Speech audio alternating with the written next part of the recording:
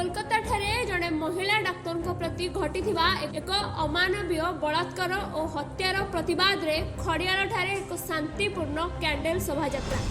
खड़ियाल बोडेन छकरू बाहरी सहर परिक्रमा पर आजाद छकरे पहुंची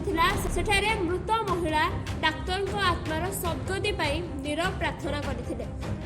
हत्याकारी मानक कठोर कठोर दंड प्रदान करने को दाबी करते शोभा यात्रा खड़ियाल आवाज संगठन स्वयं शक्ति महिला महासंघ युवा संगठन और विभिन्न सामाजिक संगठन कर्मकर्तागण यह शोभा यात्रा सामिल होते। मो ना हूँ ममता मंजरी थप्पा और मु जने समाजसेवी आ देखंतु बहुत दुखर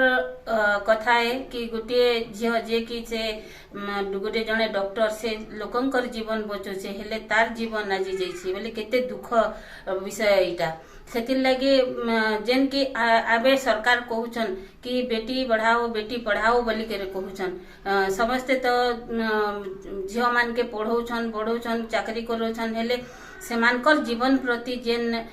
भय आसी जेन अत्याचार होची ई अत्याचार केनता करी रोका जी परबा सरकार तो विभिन्न प्रकार नियम माने लागू करिछन हेले मु सरकार को मध्य जणाइबा को चाहूची ए माध्यम रे जे कि सरकार जेन अत्याचारी मान के जेन मान के दुष्कर्म करूछन दुष्कर्म करी के जेन मारी दउछन से झियो मान के जेन ए दुष्कर्म करला लोक मान के खा बडे फांसी दंड दिया। नुआपड़ा जिल्ला ओम प्रकाश चौधरी रिपोर्ट विश्ववाणी लाइव।